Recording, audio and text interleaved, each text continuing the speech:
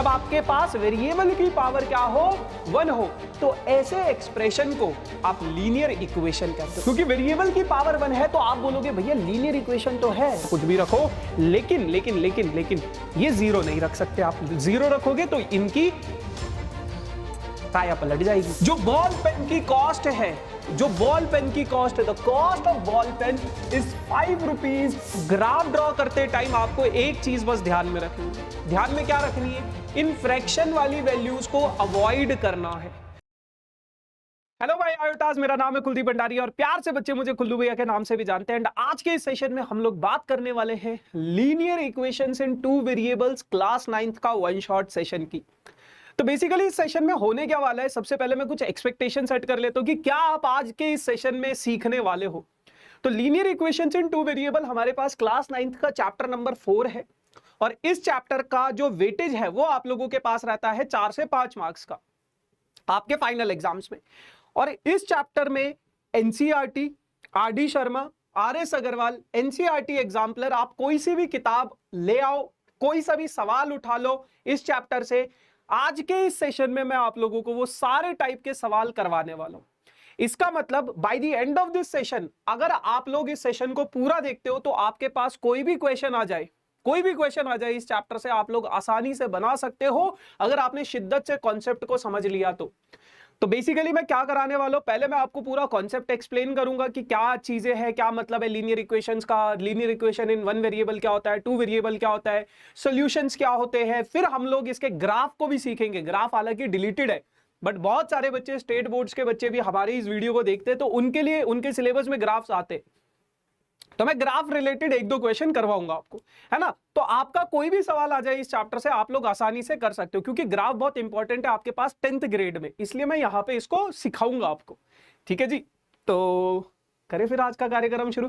तो बढ़ते हैं इस सेशन में आगे बिना किसी देरी के साथ। लेकिन अगर अभी तक आप लोगों ने अपने इस भाई को लाइक नहीं किया है तो फटाफट से लाइक कर दो, दोस्तों के साथ शेयर कर सकते हो आप लोग अपनी इस वीडियो को। एंड चैनल को अगर अभी तक आप लोगों ने सब्सक्राइब नहीं किया तो बहुत गलत बात है, क्योंकि ऐसा धमाकेदार कंटेंट अगर आपको चाहिए, टाइम पे पता चल जाए कि यार सर का वीडियो आ गया, कुल्लू भैया का वीडियो आ गया है, तो आपको तभी पता चलेगा जब आप लोग चैनल को सब्सक्राइब करोगे। ठीक है जी, चलो फिर बढ़ते हैं आगे बिना किसी देरी के साथ और देखते हैं, जानने की कोशिश करते हैं कि क्या कुछ चीजें हैं हमारे पास। ठीक है सबसे पहले मैं आप लोगों को इसका बेसिक समझाऊंगा, चैप्टर का मतलब क्या है, इक्वेशंस क्या होती है, लीनियर इक्वेशंस क्या होती है, सारी चीजें।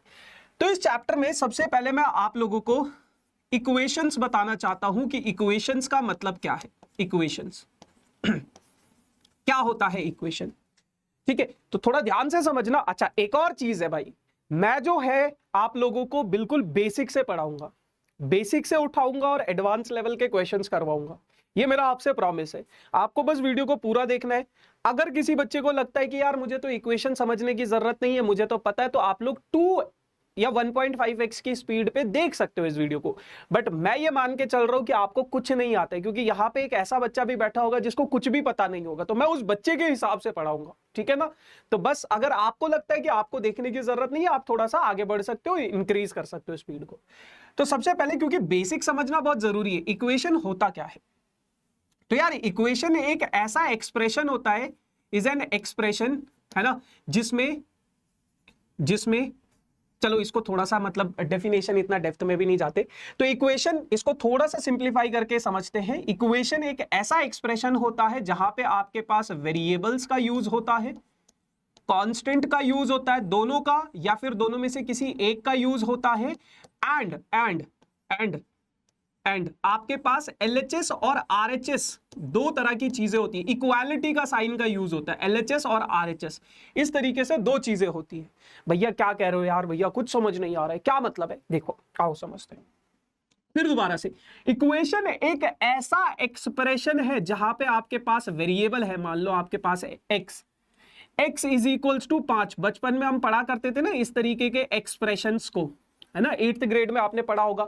तो यही तो इक्वेशन है जहां पे आपके पास वेरिएबल है, कांस्टेंट है और बीच में एक इक्वालिटी का साइन है, एक इक्वालिटी का साइन है। जब इक्वालिटी का साइन आ जाता है तो वो एक्सप्रेशन बन जाता है, समझ गए। अब आपके पास अलग अलग प्रकार की इक्वेशंस बन सकती है, जैसे एक इक्वेशन ऐसा बन सकता है x + 2y = 3, ये भी इक्वेशन है आपके पास। कहीं पे अगर वेरिएबल कांस्टेंट और इक्वालिटी का साइन दिख जाए तो इक्वेशंस हो जाता है।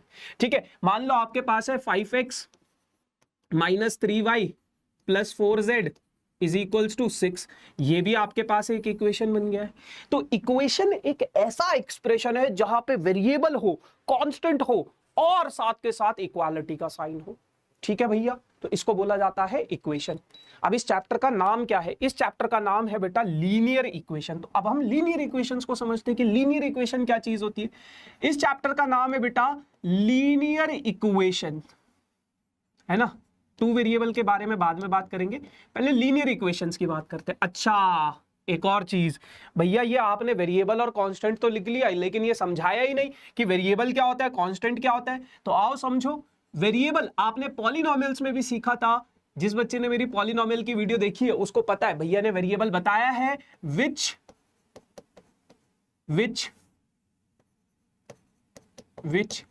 कैन चेंज, जिसको हम चेंज कर सकते हैं, जिसको हम चेंज कर सकते हैं, जो दल बदलता रहता है, अपने रंग बदलता रहता है, इसलिए उसको वेरिएबल बोला जाता है। अपने बहुत सारे रंग दिखाता है वो। कांस्टेंट क्या होता है? Which can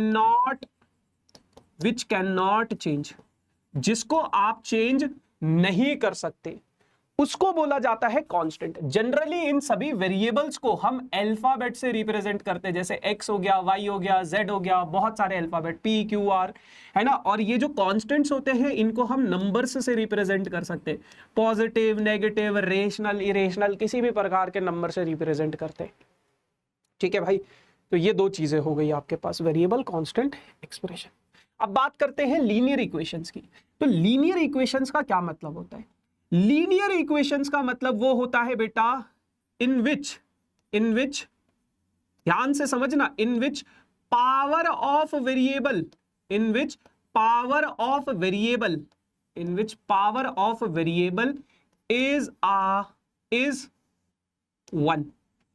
power of variable is 1। यानी कि एक ऐसी equation 2x is equals to 5। मान लो ये आपके पास एक इक्वेशन है ना, क्योंकि वेरिएबल भी है, कांस्टेंट भी है, और वेरिएबल की पावर अगर 1 है, तो उस एक्सप्रेशन को बोला जाता है लीनियर इक्वेशन। अच्छा भैया, एक एक्सप्रेशन ऐसा भी लिख दो, 2x plus 3y plus z is equals to 6। Linear equation, power क्या है वेरिएबल की? 3 वेरिएबल है और तीनों के तीनों वेरिएबल्स की पावर क्या है? 1 है। तो ये भी क्या होगा? लीनियर इक्वेशन कहलाएगा ये। अब एक इक्वेशन में यहां पे लिख देता हूं 2x square plus 5y plus 4 equals to 0। क्या ये इक्वेशन लीनियर इक्वेशन है? क्या ये इक्वेशन लीनियर इक्वेशन है? आप बोलोगे भैया y की पावर 1 है, x की पावर 2 है, बहुत कंफ्यूजन है, क्योंकि एक जगह पावर 1 है, एक जगह पावर 2 है। आपको हाईएस्ट पावर देखनी है। अगर एक भी जगह पावर 2 आ गई ना, तो ये लीनियर इक्वेशन नहीं कहलाएगा। लीनियर इक्वेशन कब होगा? जब आपके पास वेरिएबल की पावर क्या हो? 1 हो। जब आपके पास वेरिएबल की पावर क्या हो? 1 हो। तो ऐसे एक्सप्रेशन को आप लीनियर इक्वेशन कहते हो। ऐसी इक्वेशन को आप लीनियर इक्वेशन कहते हो जहां पे आपके पास जितने भी वेरिएबल्स हो, उन सभी वेरिएबल्स की पावर कितनी होनी चाहिए? 1। अगर 1 नहीं है तो वो लीनियर इक्वेशन भी नहीं है। वाओ, आ जाओ। अब लीनियर इक्वेशन के बाद इस चैप्टर का नाम हम थोड़ा और डिटेल में समझते हैं। इस चैप्टर का नाम है लीनियर इक्वेशन इन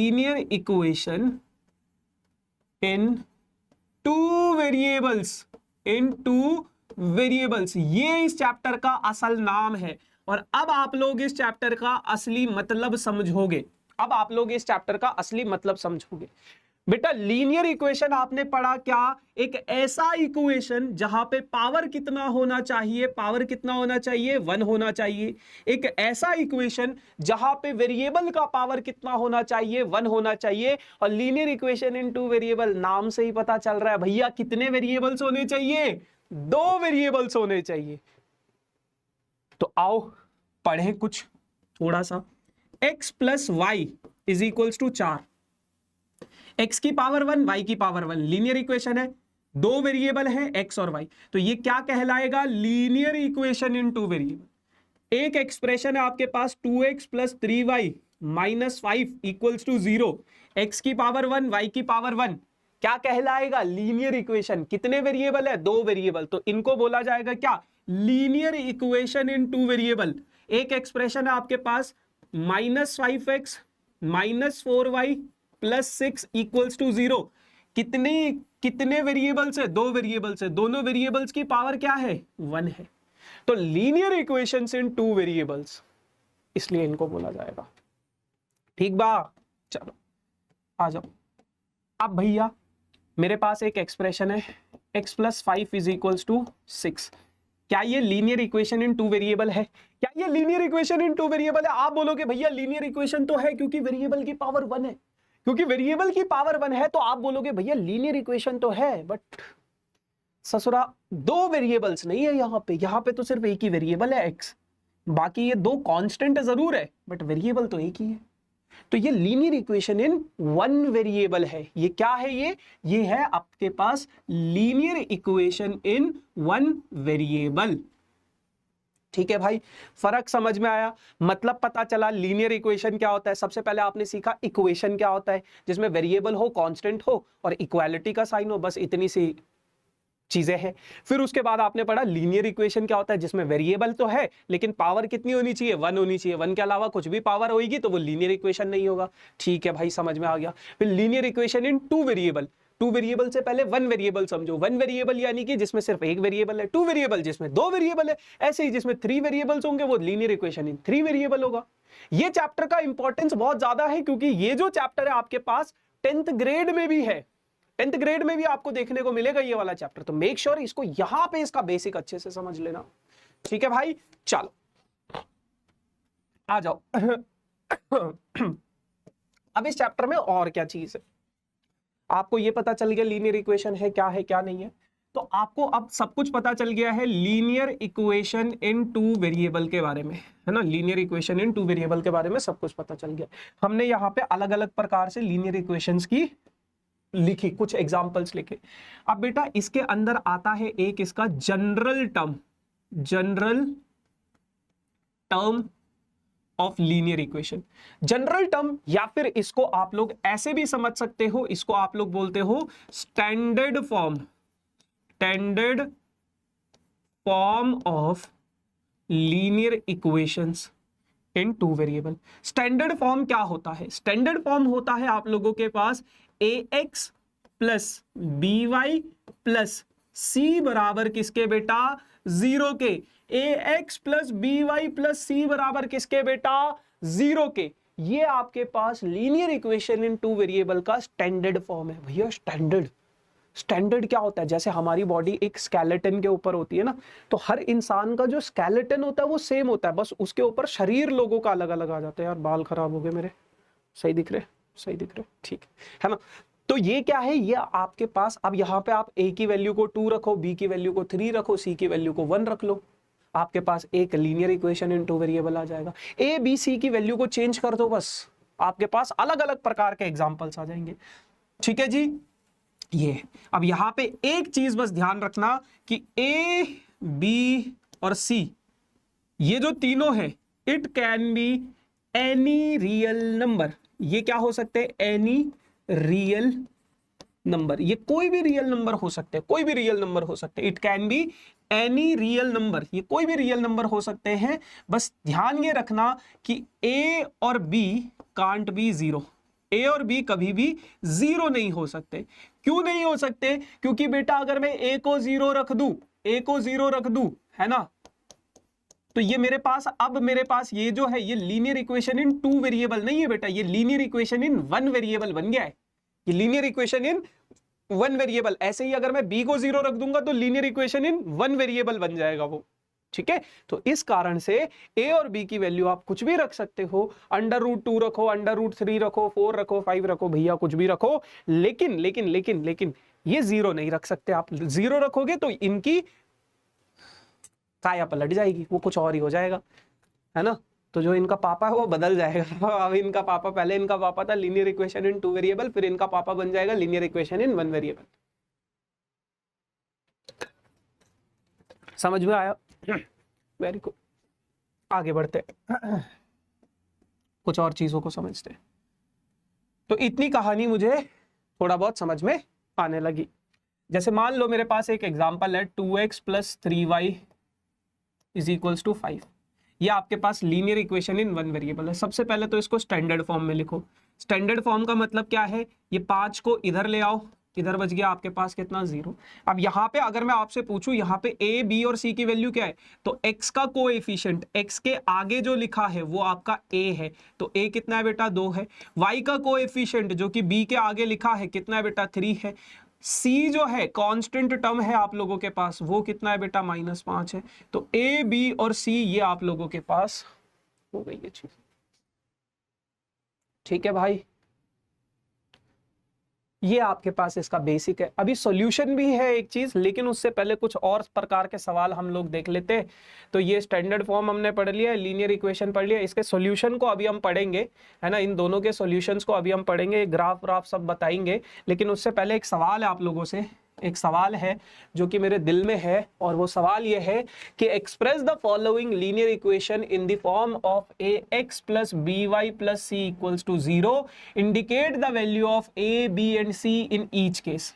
कह रहे हैं कि यार ये जो आपके पास एक्सप्रेशन है -2x + 3y = 12, ये जो आपके पास एक एक्सप्रेशन है, इस एक्सप्रेशन में a, b और c की वैल्यू बताओ। ए, सबसे पहले तो इसको स्टैंडर्ड फॉर्म में लिखो। स्टैंडर्ड फॉर्म क्या है? ये है। तो आओ इसको सबसे पहले अपन लोग स्टैंडर्ड फॉर्म में लिखेंगे। स्टैंडर्ड फॉर्म क्या है? -2x + 3y, 12 इधर आ जाएगा तो -12 = 0। अब आपको क्या करना है, इसका वो लिख लेना है आपको। स्टैंडर्ड फॉर्म तो आपने लिख लिया। स्टैंडर्ड फॉर्म के बाद आपको क्या लिखना है? a, b और c की वैल्यू। a क्या है? x का कोएफिशिएंट -2। b क्या है आपके पास? y का कोएफिशिएंट जो कि क्या है 3 है। c क्या है आपके पास? कांस्टेंट टर्म जो कि क्या है -12 है ना। साइन का ध्यान जरूर रखना बेटा, बाबू गड़बड़ मत कर लेना, वरना शोना बुरा मान जाएगा। शोना मतलब एग्जामिनर बुरा मान जाएगा अगर आपने साइन के साथ कुछ खिलवाड़ किया तो।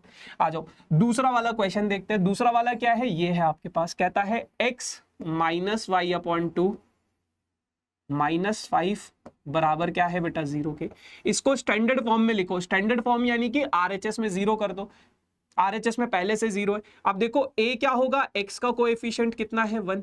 b क्या होगा बेटा? y का कोएफिशिएंट। y का कोएफिशिएंट क्या है? कुछ पता नहीं चल रहा सर। -y/2 को क्या मैं ऐसे लिख सकता हूँ? -1/2 × y। क्या मैं इसको ऐसा लिख सकता हूँ? आप बोलोगे भैया बिल्कुल लिख लो, तो यही इसका कोएफिशिएंट हो गया। तो b का वैल्यू क्या है? -1/2। ये नेगेटिव साइन को इग्नोर मत कर देना, वरना पाप लगेगा। ऊपर वाला नीचे धरती पर आके तुम्हें इतना पेलेगा ना बेटा, फिर अगर माइनस साइन को इग्नोर कर दिया तो। ये आपके पास a, b और c की वैल्यू हो गई।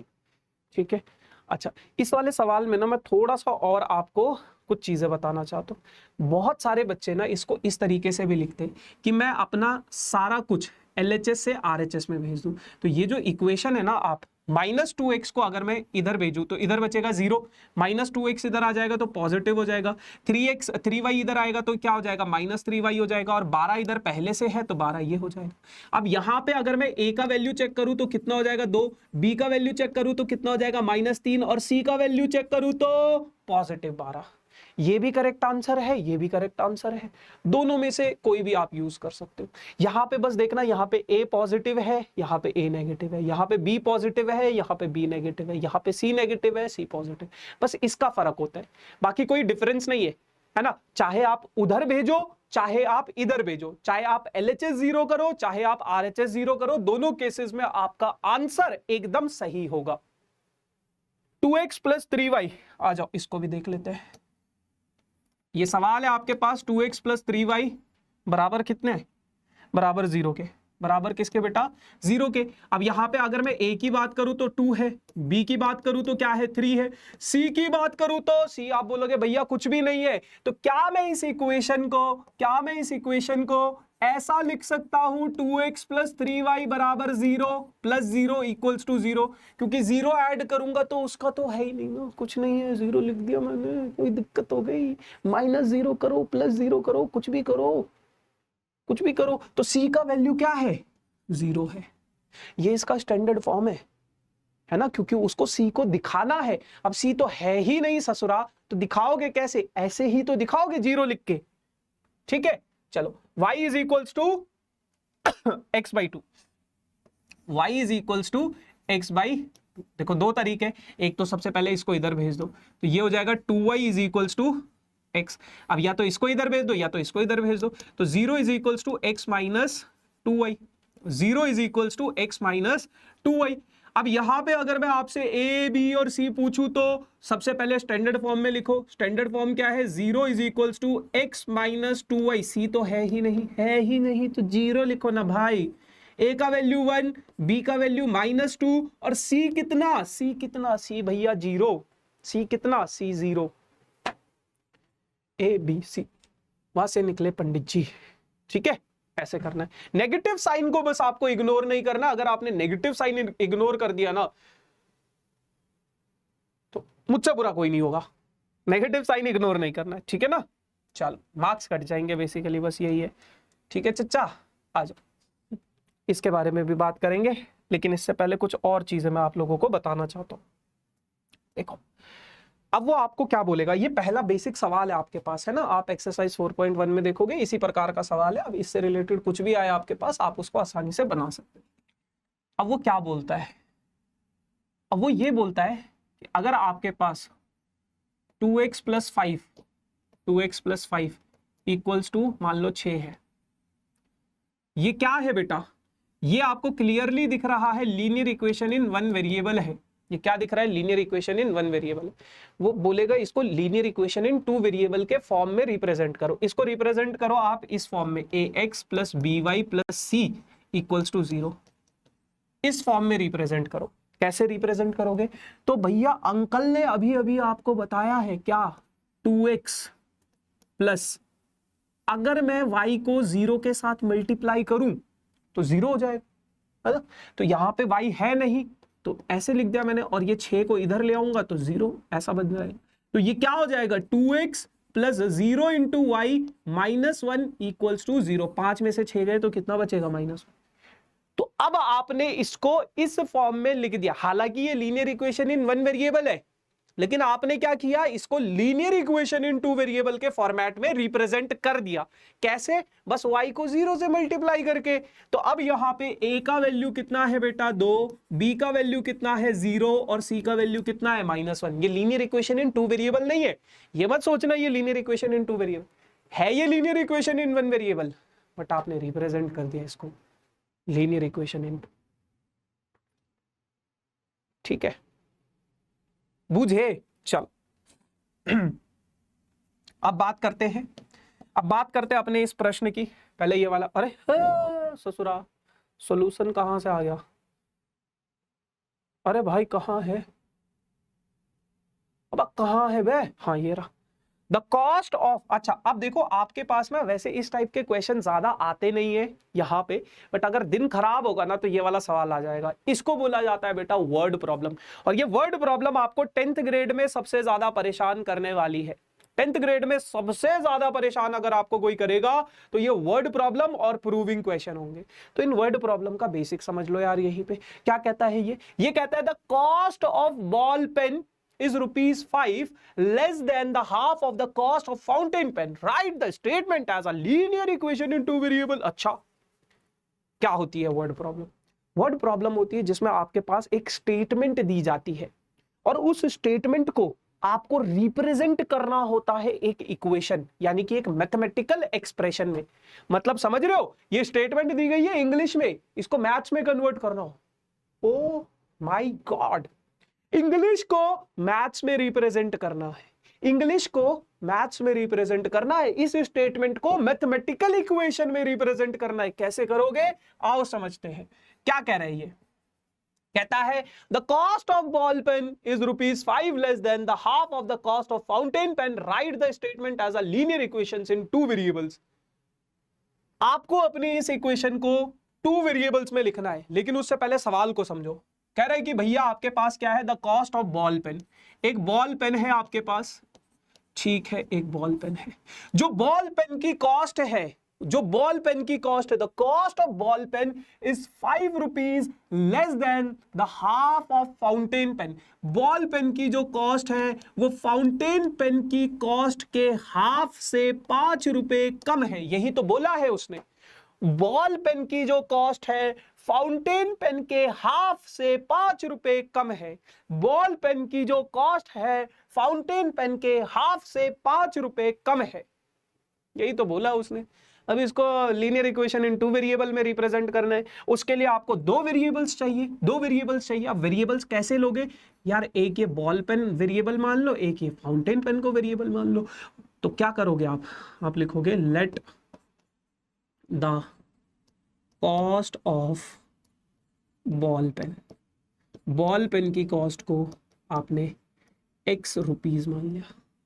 Late the cost of fountain pen y rupees. ठीक है, तो आपके पास अकॉर्डिंग टू क्वेश्चन क्या बन जाएगा? आपके पास कॉस्ट ऑफ बॉल पेन जो है वो फाउंटेन पेन के हाफ से 5 रुपए कम है।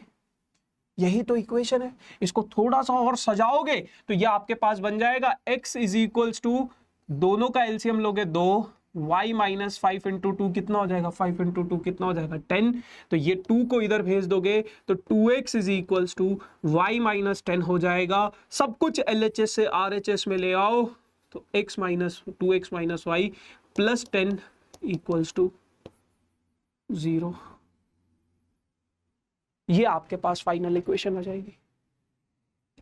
कर दिया आपने रिप्रेजेंट, है ना? The cost of ball pen is ₹5 less than the cost. आपके मन में एक सवाल होगा, भैया क्या जरूरी है कि बॉल पेन की ही कॉस्ट को x रुपीज माने? मैं बोलूंगा नहीं, आप y भी मान सकते हो, आप z भी मान सकते हो, जो आपका दिल करे वो आप मान सकते हो। ठीक है भाई, चलो जी। अब एक बहुत इंपॉर्टेंट टॉपिक है जिसके बारे में हम चर्चा करेंगे और जो कि इस चैप्टर का दूसरा टॉपिक है, दैट इज सॉल्यूशन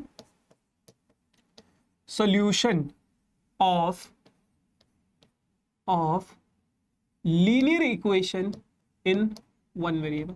पहले 1 वेरिएबल की बात कर लेते हैं, 1 वेरिएबल के सॉल्यूशंस का क्या मतलब होता है। लेकिन उससे पहले सॉल्यूशन को समझो कि सॉल्यूशन होता क्या है। भैया ये सॉल्यूशन क्या चीज है? ये सॉल्यूशन है आप लोगों के पास केमिस्ट्री वाला सॉल्यूशन नहीं। सॉल्यूशन का मतलब होता है value of variables. Value of variables को बोला जाता है बेटा क्या? सॉल्यूशन। वैल्यू ऑफ वेरिएबल्स को क्या बोला जाता है? सॉल्यूशन। यानी कि अगर मान लो आपके पास कोई लीनियर इक्वेशन है 2x plus 5 is equals to 8 मान लो।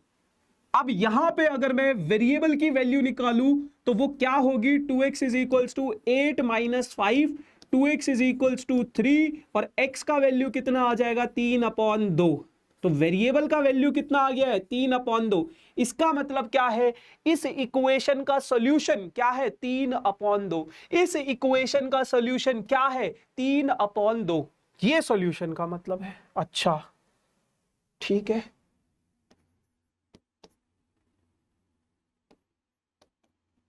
ये है।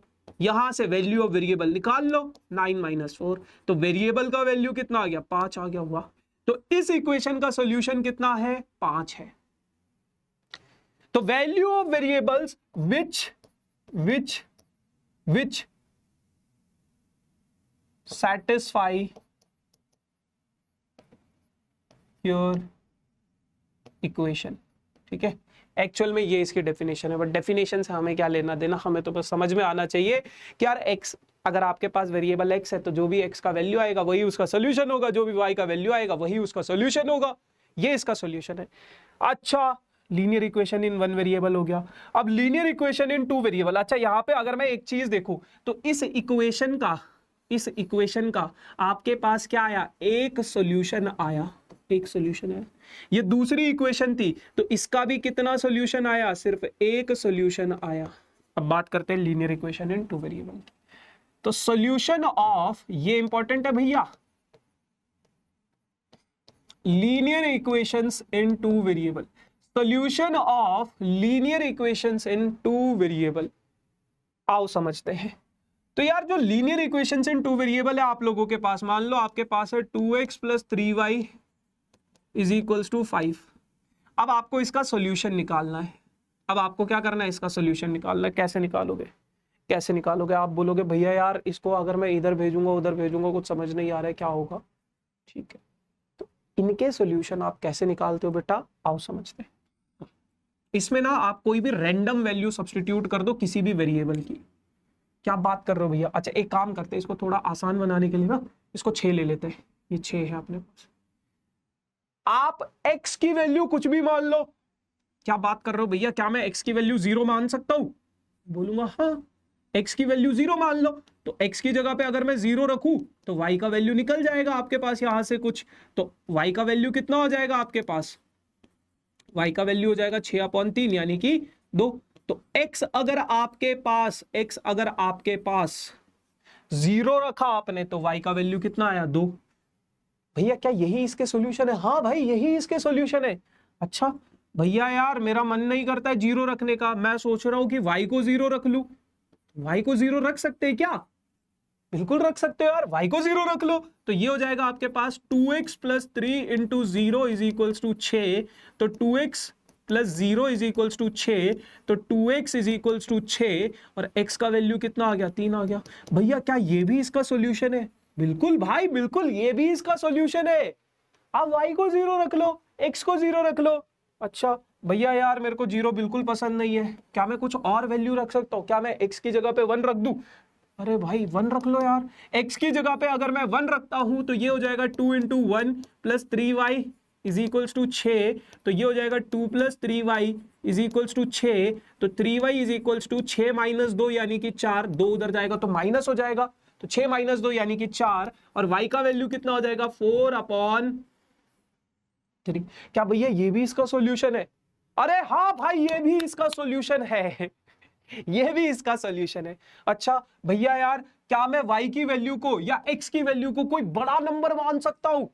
मेरा मन कर रहा है कि मैं इसको 100 मानूंगा, मुझे x की वैल्यू को 100 सब्स्टिट्यूट करना।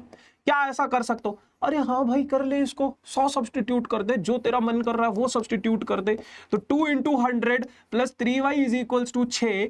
तो 200 plus 3y is equals to 6।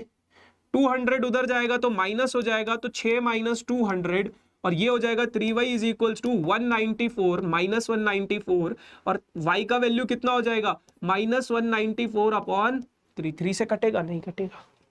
क्या भैया ये भी इसके सॉल्यूशन है? क्या भैया ये भी इसके सॉल्यूशन है? अरे हाँ मेरे भाई ये भी इसका सॉल्यूशन है, ये भी इसका सॉल्यूशन है। तो इस इक्वेशन के आपने 1 2 3 4 सॉल्यूशन निकाल लिए। भैया क्या हम कुछ और सॉल्यूशन भी निकाल सकते हैं इस इक्वेशन के? हाँ भाई इसके आप कितने भी सॉल्यूशन निकाल सकते हो। तो यहां से आपको एक सब बात समझ में आई कि linear equation in two variable अगर है आप लोगों के पास तो उसके कितने सॉल्यूशन होंगे? उसके होंगे infinite solution, infinite many solution, बहुत सारे सॉल्यूशन, बहुत सारे सॉल्यूशन होंगे। और linear equation in one variable का सिर्फ कितना सॉल्यूशन आ रहा था? सिर्फ एक सॉल्यूशन आ रहा था। लेकिन linear equation in two variable के कितने सॉल्यूशन है? बहुत सारे सॉल्यूशन हो गए। समझ में आया? समझ में आया? आई होप आ गया होगा। नहीं आया तो फिर कुछ नहीं हो सकता। आ जाओ। कह रहे हैं कि आपके पास check which of the following are the solution of this equation. कह रहे हैं कि आपके पास एक इक्वेशन है 5x minus 4y is equals to 20। आपको ये बताना है कि इनमें से कौन सा इस इक्वेशन के सॉल्यूशन है, 4,0 या 0,5। भैया ये क्या दे दिया यार, 4,0 0,5 कुछ पता नहीं चल रहा है। इसका मतलब क्या है बेटा? इसका मतलब है आगे जो लिखा होता है x होता है, पीछे जो होता है y होता है। कोऑर्डिनेट ज्योमेट्री में बताया था मैंने, कोऑर्डिनेट ज्योमेट्री में बताया था मैंने, है ना, कि आगे वाला वैल्यू x वाला, पीछे वाला वैल्यू y वाला। अब भैया ये बताएंगे कैसे कि ये इसके सॉल्यूशन है या नहीं है? कैसे बताएंगे? आपके पास LHS में क्या है? 5x माइनस 4y, ये आपके पास क्या है LHS में। तो x की जगह पे आप 4 सब्स्टिट्यूट कर दो, y की जगह पे आप 0 सब्स्टिट्यूट कर दो। 5 4 20 माइनस 0, तो 20 आ गया आपके पास LHS। क्या RHS में भी 20 है? क्या RHS में भी 20 है? आपके पास RHS में भी क्या है? 20 है। अगर LHS और RHS आपस में बराबर आ गया तो इसका मतलब ये इसका सॉल्यूशन वही है। दूसरा वाला करके देखते हैं। दूसरा वाला क्या है? 5,0 0,5 सॉरी। इसका मतलब क्या है? आगे वाला x का वैल्यू है, पीछे वाला y का वैल्यू है, यानी कि x की जगह पे LHS में अगर मैं ये सब्स्टिट्यूट कर दूं, ये क्या है? LHS, ठीक है, तो ये हो जाएगा 0 -5 × 4 20। कितना आया? -20। क्या आपके पास RHS में भी -20 है? आप बोलोगे नहीं, RHS में तो 20 है। भैया बस नेगेटिव साइन ही तो है, मान लो ना, -20 + 20 इक्वल कर दो ना, नेगेटिव साइन ही तो है। अरे बाबू, नेगेटिव साइन ही तो दिक्कत देता है। तो LHS और RHS आपस में बराबर नहीं है, तो इसका मतलब क्या है? ये इसका सॉल्यूशन नहीं है।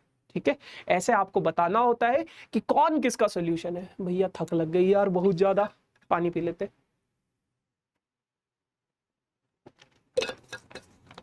मेक श्योर गाइज, अगर अभी तक आप लोगों ने सब्सक्राइब वाला बटन नहीं दबाया ना, फटाफट से दबा दो। ऐसे अमेजिंग क्वेश्चन करवाऊंगा और आपको फर्श से अर्श पर लेकर जाऊंगा। ठीक है, चलो अब अगला सवाल सॉल्यूशन के ऊपर। कहता है if 1, -2 is the solution of this equation, तो p का वैल्यू निकालो। क्या कह रहा है वो? कह रहे हैं कि आपके पास एक इक्वेशन है 2x - y = p। ये एक इक्वेशन है और इस इक्वेशन के जो सॉल्यूशन है, वो है 1, -2। 1, -2 इस इक्वेशन के अगर सॉल्यूशन है तो आपको p की वैल्यू निकालनी है। मतलब क्या है? ये x है, ये y है। तो अगर ये इसके सॉल्यूशन होंगे तो आपके पास LHS और RHS क्या होगा? बराबर होगा। अगर ये इसके सॉल्यूशन है, उसने बोला है कि ये भैया इसके सॉल्यूशन है, वो बोल रहा है कि ये इसके क्या है? सॉल्यूशन है। अगर ये इसके सॉल्यूशन है तो इसका मतलब LHS RHS आपस में बराबर होगा, और x की जगह पे अगर मैं 1 रखूं, y की जगह पे अगर मैं -2 रखूं, तो आपके पास RHS में कितना है? p है। तो ये हो जाएगा 2 - +2, तो p का वैल्यू कितना आ गया? p का वैल्यू आ गया 4। तो अगर 1, -2 इस इक्वेशन के सॉल्यूशन है तो p की वैल्यू कितनी हो जाएगी? 4 हो जाएगी। दूसरे प्रकार का सवाल। ठीक है, आगे बढ़ते हैं। कह रहा है ये एक इक्वेशन है, इसके 2 सॉल्यूशंस निकाल लो। तो यार सॉल्यूशन निकालना मैंने अभी आपको सिखाया है। 2x - 3y = 12। ये इक्वेशन है, इस इक्वेशन के 2 सॉल्यूशन निकाल लो भैया। कैसे निकालोगे भैया? x को 0 रख दो यार, क्या दिक्कत है भैया? कौन मना कर रहा है? 0 - 3y = 12। ये हो जाएगा 0 - 3y = 12। तो y का वैल्यू 12/-3, भैया कितना आ गया? 4, -4, तो y का वैल्यू आ गया -4। भैया आंसर नेगेटिव आ रहा है, y की वैल्यू नेगेटिव आ रही है। क्या ऐसा पॉसिबल है? बिल्कुल पॉसिबल है मेरे भाई, बिल्कुल पॉसिबल है। x का वैल्यू 0, y का वैल्यू -4, कुछ भी पॉसिबल है। तो ससुरा मैथमेटिक्स है, कुछ भी आ सकता है। आ जाओ भैया, क्या y की वैल्यू 0 रख दूं? अरे भैया बिल्कुल y की वैल्यू 0 रखो। तो ये आपके पास हो जाएगा 2x - 3 × 0 = 12। तो 2x - 0 = 12। तो x का वैल्यू कितना हो जाएगा? 12/2, और x का वैल्यू कितना आ गया? 6। x का वैल्यू कितना आ गया? 6। भैया आ गया 2 सॉल्यूशन।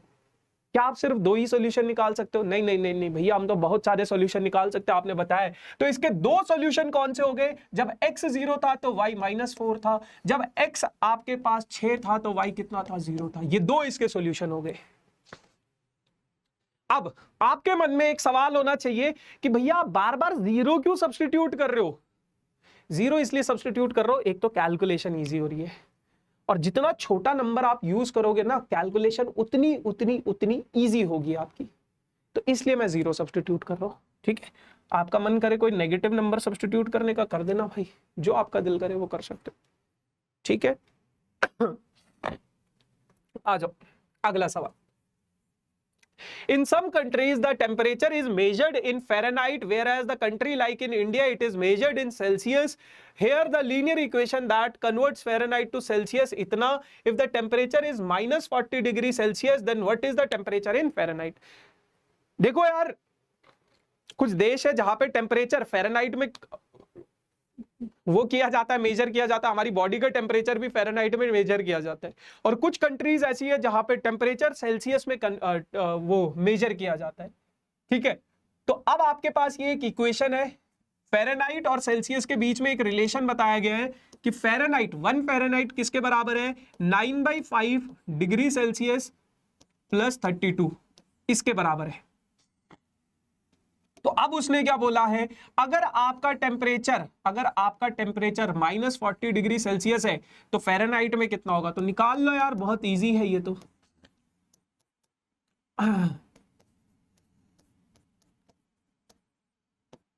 8 5 जा 40, 8 9 जा 72 प्लस 32 माइनस 40 फ़ारेनहाइट। तो अगर माइनस 40 डिग्री सेल्सियस टेम्परेचर है तो फ़ारेनहाइट भी कितना होगा, माइनस 40 फ़ारेनहाइट। क्या हमेशा ऐसा इक्वल होगा? हमेशा नहीं होगा भाई। अगर आप सेल्सियस को 0 सब्स्टिट्यूट करोगे तो फ़ारेनहाइट 32 आएगा, हमेशा ये बराबर नहीं आएंगे, ठीक है जी। बहुत सिंपल सा सवाल था ये, तो आपकी किताब में भी है। कह रहा है late y varies directly as x if y is equals to 12 x is equals to 4 then write a linear equation and what is the value of y when x is equals to 5। यहां पे एक term use की गई है directly. आपने शायद physics में पढ़ा होगा डायरेक्टली प्रोपोर्शनल, आपने शायद पढ़ा होगा डायरेक्टली प्रोपोर्शनल। तो ये वही है, वो क्या कहता है कि अगर y x के डायरेक्टली प्रोपोर्शनल है, अगर y x के डायरेक्टली प्रोपोर्शनल है, पहली बात ये है। फिर आपको पता है कि इस प्रोपोर्शनैलिटी का साइन हटा के अगर मैं इक्वल टू का साइन लगाऊं तो किसी कांस्टेंट टर्म से मल्टीप्लाई करना पड़ता है। आपने शायद फिजिक्स में पढ़ा होगा, है ना, लॉज ऑफ न्यूटन का जो लॉ ग्रेविटेशन वाले चैप्टर में। तो आपको किसी कांस्टेंट से मल्टीप्लाई करना पड़ता है, और यहां पे के क्या है बेटा, के एक कांस्टेंट टर्म है। के क्या है, के कांस्टेंट टर्म है। तो y इज इक्वल्स टू के एक्स है। अगर y की वैल्यू 12 है, अगर y की वैल्यू 12 है तो x 4 होगा, ऐसा उसने बोला है। तो अगर y की वैल्यू 12 है तो x की वैल्यू कितनी है, 4 है। यहां से मेरे पास k का वैल्यू निकल जाएगा कितना बेटा, k का वैल्यू क्या है, 3 है। तो वो जो कांस्टेंट टर्म है आपके पास, जो कांस्टेंट वैल्यू है वो कितनी है, 3 है। तो अब आपको आपकी जो असल वाली लीनियर इक्वेशन है वो क्या है, y is equals to k की वैल्यू फिक्स है क्योंकि कांस्टेंट है, कांस्टेंट कभी भी चेंज नहीं होता है। तो k की वैल्यू क्या पता चल गई हमें, 3 पता चल गई, फिक्स है। अब उसने बोला what is the value of y when x is equals to 5। तो आपको y की वैल्यू बतानी है जब x की वैल्यू कितनी हो, 5 हो। तो y क्या हो जाएगा, 15 हो जाएगा। अच्छा, हाँ। The cost of 2 pizza and 1 burger, मुंह में पानी आया। बहुत अच्छी बात है। The cost of 2 pizza and 1 burger is 450। Represent this situation algebraically, also draw the graph. Graph वैसे डिलीटेड है बट मैं बता देता हूं एक सवाल में आपको। कह रहे हैं कि भैया 2 चीजें हैं आपके पास, 2 पिज्जा है, आप कहीं किसी शॉप पे गए, आपने 2 पिज्जा खरीदे और 1 बर्गर खरीदा, और इन दोनों का जो कॉस्ट है आपके पास कितना आया, टोटल 450 रुपए का खर्चा आ गया आपका। 2 पिज्जा और 1 बर्गर का कॉस्ट कितना है, 450 रुपए है। तो आपको इसको रिप्रेजेंट करना है लीनियर इक्वेशन इन 2 वेरिएबल्स में। कैसे करोगे, तो भैया देखो बहुत सिंपल सी बात है। अगर मैं पिज्जा की कॉस्ट को, late the cost of pizza, अगर मैं पिज्जा की कॉस्ट को x मान लू, x रुपीज मान लू, और बर्गर की कॉस्ट को, cost of 1 pizza and 1 burger की कॉस्ट को अगर मैं y रुपीज मान लू, तो मेरे पास कॉस्ट कितनी हो जाएगी, 1 पिज्जा की कॉस्ट x रुपए है तो 2 पिज्जा की कॉस्ट कितनी हो जाएगी, 2x हो जाएगी। और 1 बर्गर की कॉस्ट y रुपीज है तो y रुपीज, और दोनों का खर्चा किसके बराबर है, दोनों का खर्चा किसके बराबर है। समझ में आया भाई। एक पिज्जा की कॉस्ट x रुपए है, एक पिज्जा की कॉस्ट x रुपए है, तो दो पिज्जा की कॉस्ट कितनी हो जाएगी 2 इंटू एक्स यानी कि 2x हो जाएगी।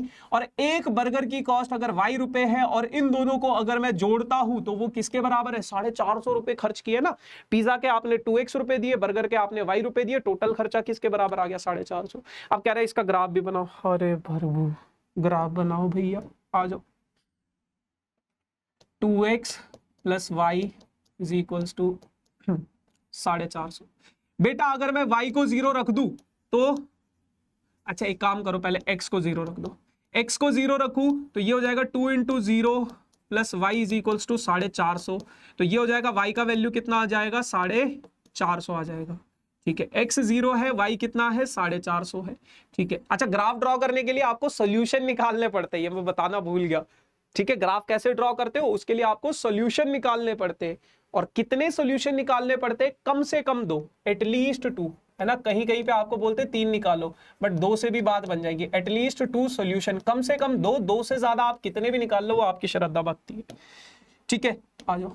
अब अगर मैं y को 0 रख दूं, अगर मैं y को 0 रख दूं तो ये हो जाएगा 2x plus 0 is equals to 450। तो x का वैल्यू कितना हो जाएगा 450 अपॉन 2, 450 अपॉन 2 यानी कि 125, 125 आ जाएगा x का वैल्यू। ठीक है, x का वैल्यू 125 आ गया अगर मैं y 0 रखता हूं। अच्छा अगर मैं y को 1 रख देता, अगर मैं y को 1 रख देता तो 2x plus 1 is equals to 450। तो 2x का वैल्यू कितना हो जाता, 1 उधर चला जाता तो 449। तो x का वैल्यू कितना हो जाता 449 अपॉन 2, यानी कि ये इसका सॉल्यूशन आ जाता। अब ग्राफ ड्रॉ करते टाइम आपको एक चीज बस ध्यान में रखनी है। ध्यान में क्या रखनी है, इन फ्रैक्शन वाली वैल्यूज को अवॉइड करना है, क्योंकि जब आप ग्राफ प्लॉट करोगे तो ये फ्रैक्शन आपको दिक्कत दे सकते हैं। देखो 125 को तो आप आसानी से प्लॉट कर लोगे, लेकिन 449 अपॉन 2 को प्लॉटिंग के टाइम पे आपको दिक्कत होगी। ये इसका सॉल्यूशन तो है, बट ग्राफ प्लॉट करते टाइम ये बहुत प्रॉब्लम क्रिएट करता है। ठीक है, तो इसको थोड़ा सा अवॉइड करना। अब बात करते हैं बेटा इसका ग्राफ कैसे बनाना है। ग्राफ के लिए बनाने के लिए आपको एक ग्राफ पेपर खरीदना है स्टेशनरी शॉप से। ठीक है, ये आपके पास हो गया ऐसा, तो 100 का डिफरेंस ले लेते हैं। 100 का ले, 50 का ले लेते हैं। तो 50, 100, 150, 200, 250, 300, 350, ऐसा सुरा बट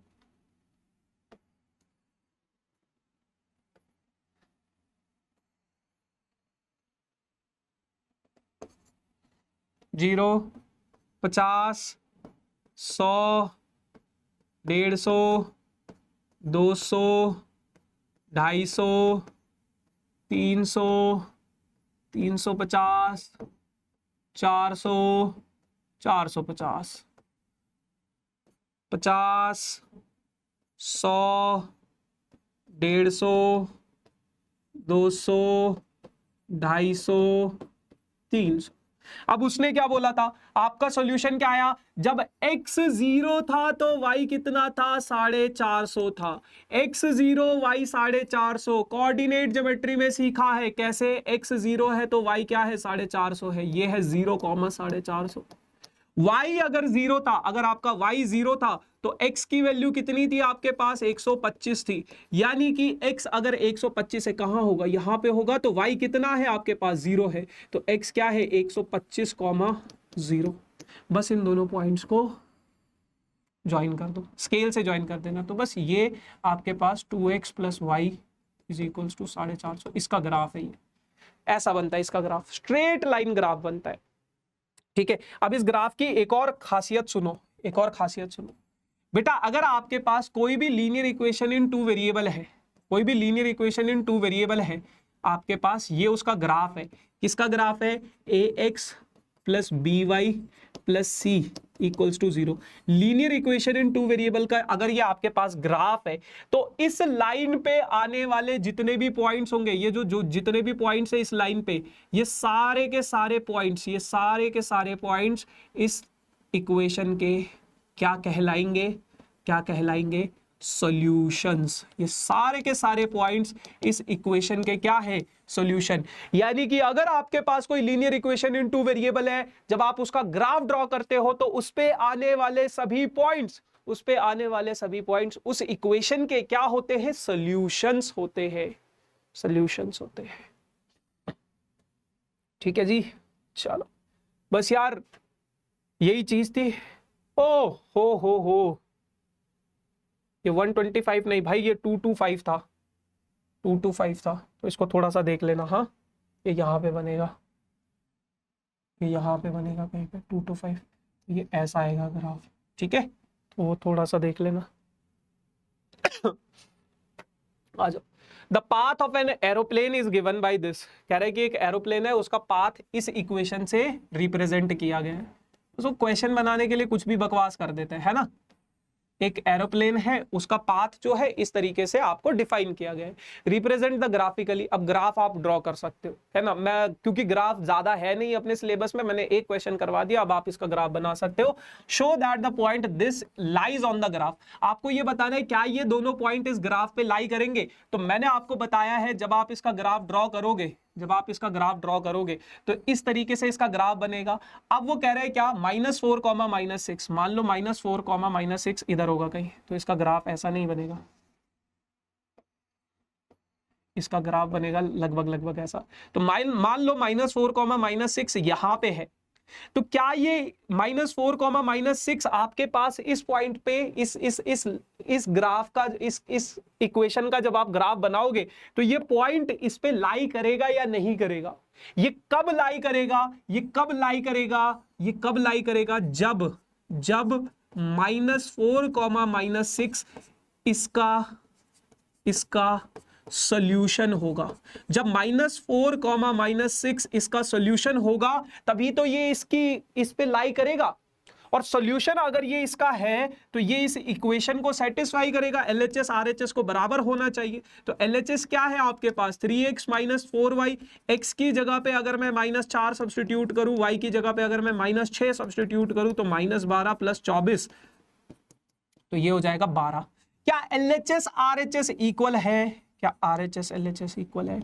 हाँ, LHS और RHS आपस में बराबर है। अगर LHS और RHS आपस में बराबर है तो इसका मतलब वो पॉइंट इसका सॉल्यूशन है, वो पॉइंट इसके ग्राफ पे लाई करेगा अगर LHS RHS इक्वल आ गया तो। ठीक है भाई, चलो जी, 1-2 सवाल और रह गए, उसके बाद टाटा बाय बाय करते हैं। From the choice given below choose the equation whose graph is given. कह रहे हैं कि आपको ये बताना है ये किसका ग्राफ है, y = x का है, x + y = 0 का है या इसका है। तो आपको क्या करना है, देखो इसके 2 सॉल्यूशन दिए गए हैं, इस इक्वेशन के 3 सॉल्यूशन दिए गए, 3 पॉइंट दिए गए, 1, 2 और 3। -1, 1, दूसरा क्या है 0, 0, तीसरा क्या है 1, -1। अब आपको बारी बारी से चेक करना है क्या ये तीनों पॉइंट इन इक्वेशन को सेटिस्फाई कर रहे हैं या नहीं। तो देखो पहला क्या है, y क्या है 1 और x क्या है -1। तो क्या LHS RHS इक्वल है, तो ये इसका सॉल्यूशन नहीं होगा। यहां पे एक चीज याद रखना, जब आप x और y को 0 सब्स्टिट्यूट करोगे तो ये वाला पॉइंट तो इसको सेटिस्फाई कर रहा है बट पहला वाला नहीं कर रहा। तो अगर हमने क्या पढ़ा, अगर कोई किसी का ग्राफ होगा तो वो सारे के सारे पॉइंट उसके सॉल्यूशन होंगे ना। तो ये वाला पॉइंट तो सेटिस्फाई कर रहा है बट दूसरा वाला, ये पहला वाला नहीं कर रहा है, दूसरा वाला नहीं कर रहा है। तो अगर एक भी पॉइंट उसको सेटिस्फाई नहीं कर रहा है तो वो उसका ग्राफ नहीं होगा। अब आ जाओ x + y = 0 पे, x + y, तो x की जगह पे -1, y की जगह पे +1, आंसर कितना आया 0।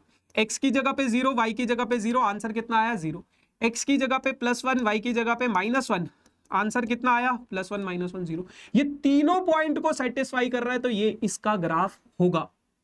क्या इसका ग्राफ होगा y = 2x का? तो आओ देखते हैं करके। y कितना है, y 1 है और x कितना है बेटा, x की जगह पे आपने -1 सब्स्टिट्यूट करा तो LHS में 1 आया और RHS में कितना आया -2। क्या ये दोनों बराबर है? नहीं है बराबर। तो इसका मतलब ये इसका सॉल्यूशन नहीं है, ये इसका ग्राफ नहीं है। तो ऐसे ही वो तीसरे वाले का भी कर लेना। कर लोगे, कोई दिक्कत होगा तो बताना। आखिरी सवाल से पहले एक आखिरी कॉन्सेप्ट भी समझ लेते हैं, ग्राफ से रिलेटेड है, हालांकि बहुत सारे बच्चों के एग्जाम में नहीं आएगा बट समझ लो कि मान लो अच्छा ये तो मैंने आपको कोऑर्डिनेट ज्योमेट्री में खैर बताया ही ये चीजें। मान लो आपके पास बोल दे कि x इज इक्वल्स टू 5, इसका ग्राफ ड्रॉ करो। भैया इसमें y तो है ही नहीं, फिर भी इसको 2 डायमेंशन में ड्रॉ करना है। देखो x इज इक्वल्स टू 5 अगर वो बोलता नंबर लाइन पे रिप्रेजेंट करो तो ये होता 0, ये होता 1, ये होता 2, ये होता 3, ये होता 4 और ये आगे होता कहीं पे 5, तो ये हो जाता। लेकिन अब वो कह रहे हैं कि इसको कार्टेशियन प्लेन पे, कार्टेशियन प्लेन यानी कि इस पे कैसे करेंगे? ये 0 है, ये 1 है, ये 2 है, ये 3 है, ये 4 है और ये 5 है। अब इसका मतलब क्या है? इसका मतलब है x 5 है, x की वैल्यू फिक्स है, y क्या होगा? y कुछ भी हो सकता है, y can be any number, y can be any number, क्योंकि जब आप इसको रिप्रेजेंट करोगे 2 डायमेंशन में, मतलब 2 वेरिएबल्स में रिप्रेजेंट करोगे तो x प्लस 0y हो जाएगा, -5 इक्वल्स टू 0। तो y की जगह पे आप कुछ भी सब्सटीट्यूट करो, y की जगह पे कुछ भी सब्सटीट्यूट करो, उसने तो 0 ही बन जाना है। तो y की वैल्यू कुछ भी हो सकती है, लेकिन x कितना रहेगा? 5। y की वैल्यू 1 भी हो सकती है, 2 भी हो सकती है, 3 भी हो सकती है, 4 भी हो सकती है, 5 भी हो सकती है, ऐसे ही -1 ये भी हो सकती है। तो जब इसका ग्राफ बनेगा, जब इसका ग्राफ बनेगा तो ऐसा बनेगा। तो अगर आपको x इज इक्वल्स टू 5 दे रखा है तो जो इसका ग्राफ बनेगा वो बनेगा बेटा पैरेलल टू y एक्सिस। अगर x की वैल्यू गिवन है तो वो ग्राफ कैसा बनेगा? Parallel to y axis. और अगर y की वैल्यू गिवन है, अगर y की वैल्यू गिवन है, अगर y की वैल्यू गिवन है, मान लो y की वैल्यू दे दिए 3, y की वैल्यू दे दिए कितनी? 3, तो y की वैल्यू कितनी है? 1, 2, 3। y की वैल्यू गिवन है, x की वैल्यू कुछ भी हो सकती है, तो इसका ग्राफ बनेगा पैरेलल टू x एक्सिस अगर y की वैल्यू गिवन है तो। ठीक है, y की वैल्यू गिवन है तो x एक्सिस के पैरेलल, x की वैल्यू गिवन है तो y एक्सिस के पैरेलल। अब ये सवाल है, ये सवाल क्या कहता है? आपके पास ये एक इक्वेशन है 3x - 5 इक्वल्स टू 0, तो 3x - 5 इक्वल्स टू 0 ये इक्वेशन है। तो 3x इज इक्वल्स टू कितना हो जाएगा? 5। तो x का वैल्यू कितना हो जाएगा? 5/3। तो अब इसको आपको नंबर लाइन पे भी रिप्रेजेंट करना है, कार्टेशियन प्लेन पे भी रिप्रेजेंट करना है। नंबर लाइन पे रिप्रेजेंट कैसे करोगे? ये आपके पास 0 है, ये आपके पास 1 है, ये आपके पास 2 है, ये आपके पास 3 है, ये आपके पास 4 है, ये आपके पास 5 है। तो 5/3 डिवाइड करोगे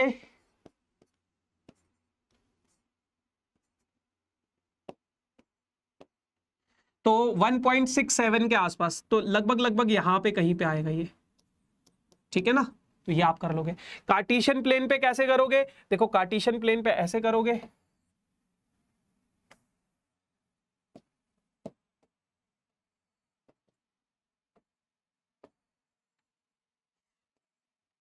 जीरो 1 2 3 4 5, वो 1.6 यहां पे आ रहा था कहीं पे, तो x की वैल्यू फिक्स है तो y एक्सिस के पैरेलल बन जाएगा। ठीक है, हालांकि ये सवाल सीबीएसई वालों के पास डिलीटेड है, बट कुछ प्राइवेट स्कूल वाले जरूर दे देते हैं इन चीजों को।